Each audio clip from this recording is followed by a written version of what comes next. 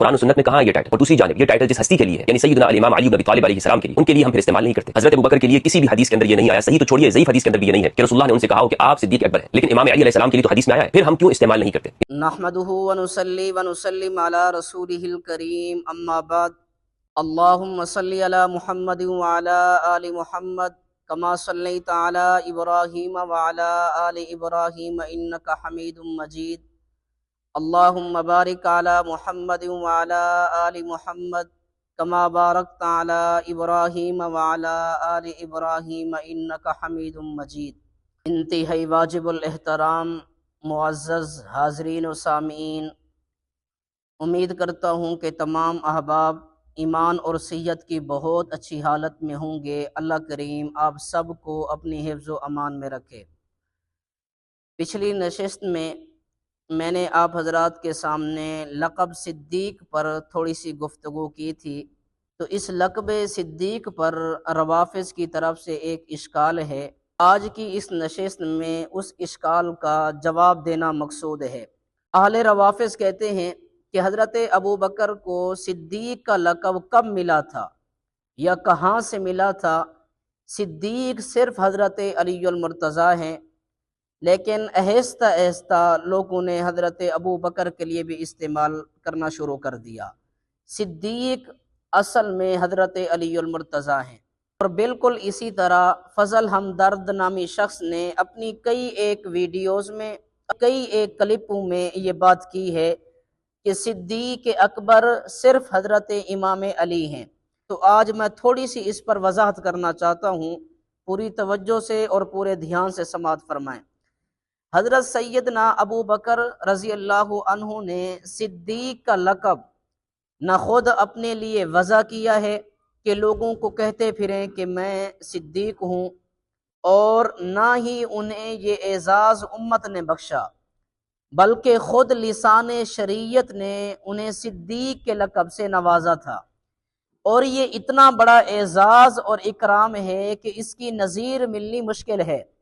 بخاری شریف میں ہے، اللہ کے رسول صلی اللہ علیہ وسلم حضرت ابو بکر، حضرت عمر، حضرت عثمان رضی اللہ عنہم کی معیت میں احد پہاڑ پر تھے کہ احد پہاڑ پر لرزہ طاری ہو گیا، لرزنے لگا، تو اس پر حضور علیہ السلام نے فرمایا اسکن احد فلیس علیک الا نبی و صدیق و شہیدان، اے احد سکون کر، تجھے معلوم نہیں تیرے اوپر ایک نبی ہے، ایک صدیق ہے اور دو شہید ہیں۔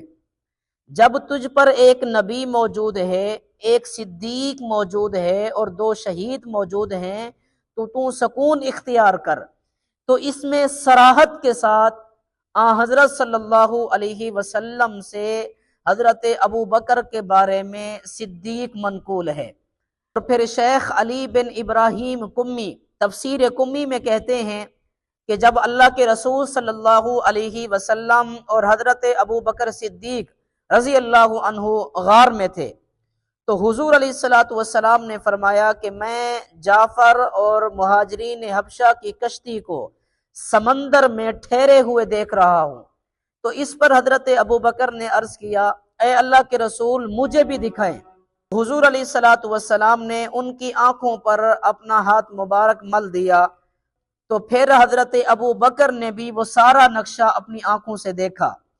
اب اس سے آگے روایت کے الفاظ ہیں فقال له رسول اللہ صلی اللہ علیہ وسلم انت الصدیق، تو حضور علیہ السلام نے فرمایا کہ آپ ہی صدیق ہیں۔ پھر یہاں تک بس نہیں، امام باقر رحمت اللہ علیہ کشف الغمہ میں فرماتے ہیں کہ ہاں وہ صدیق ہیں، صدیق ہیں، صدیق ہیں، جو انہیں صدیق نہ کہے خدا اس کی کوئی بات بھی دنیا اور آخرت میں سچی نہ کرے۔ اس دعا کے عربی الفاظ یہ ہیں من لم یقل لہ الصدیق فلا صدق اللہ فی الدنیا والآخرہ، کہ جو انہیں صدیق نہ کہے خدا اسے دنیا اور آخرت میں سچا نہ کرے۔ حضرت سیدنا علی المرتضیٰ رضی اللہ تعالیٰ عنہ کے متعلق جو لفظ صدیق منقول ہے وہ صحیح نہیں ہے۔ سنن ابن ماجہ کی روایت ہے، حضرت علی المرتضیٰ رضی اللہ تعالیٰ عنہ فرماتے ہیں کہ میں خدا کا بندہ ہوں اور حضور کا بھائی ہوں اور میں ہی سب سے بڑا صدیق ہوں۔ معاذ اللہ، یہ قول روایتاً اور درایتاً دونوں طرح صحیح نہیں، روایتاً بھی صحیح نہیں اور درایتاً بھی صحیح نہیں۔ درایتاً اس طرح صحیح نہیں کیونکہ حضرت علی المرتضیٰ رضی اللہ عنہ کے اخلاق فاضلہ تھے، طبیعت میں تواضع تھی، حلم اور نرمی بے مثال تھی۔ یہ کیسے ہو سکتا ہے کہ وہ خود اپنی زبان سے اپنی تعریف کرتے پھریں اور پھر یہاں تک کہہ دیں کہ میں ہی سب سے بڑا صدیق ہوں؟ یہ بات صحیح نہیں ہے۔ حضرت ابو بکر صدیق رضی اللہ تعالیٰ عنہ کے بارے میں جو صدیق وارد ہے، یہ خود ان کی اپنی زبان سے نہیں بلکہ حضور صلی اللہ علیہ وسلم کی زبان مبارک سے اور امام باقر رحمہ اللہ کے ارشاد سے ثابت ہے۔ حضرت ابو بکر صدیق کی اپنی زبان سے نہیں، اور پھر روایتاً اس طرح صحیح نہیں کیونکہ اس میں ایک راوی ہے عبید اللہ بن موسیٰ، یہ خود راوی تھا، تو ایک راوی کی روایت اہل سنت کے خلاف حجت قائم نہیں ہو سکتی۔ اور پھر اس میں ایک اور راوی ہے منہال بن عمر، اس پر بھی وہم کی جرح موجود ہے۔ اور پھر اس میں ایک عبداللہ کوفی نامی، وہ بھی راوی ضعیف ہے۔ پھر امام بخاری رحمت اللہ علیہ نے تاریخ کبیر کی دوسری جلد میں اس روایت کی تضعیف کی ہے۔ حاصل یہ ہے کہ حضرت علی المرتضیٰ رضی اللہ عنہ سے یہ قول نہ روایتاً ثابت ہے اور نہ درایتاً ثابت ہے۔ حضرت علی المرتضیٰ کی شان اس سے بہت بلند ہے کہ وہ خود اپنی زبان سے اپنی تعریف کریں اور با الفاظ دیگر آسان الفاظ میں سمجھنا چاہیں تو یوں سمجھیں کہ جن روایات میں حضرت علی المرتضیٰ کے متعلق صدیق کا لفظ منقول ہے، ان روایات کی صحت ثابت کیجئے، بابا ان روایات کی صحت ثابت کریں۔ اور حضرت ابو بکر صدیق رضی اللہ عنہ کے صدیق ہونے پر اجماع ہے، اور اجماع کے خلاف روایت متروک ہوتی ہے۔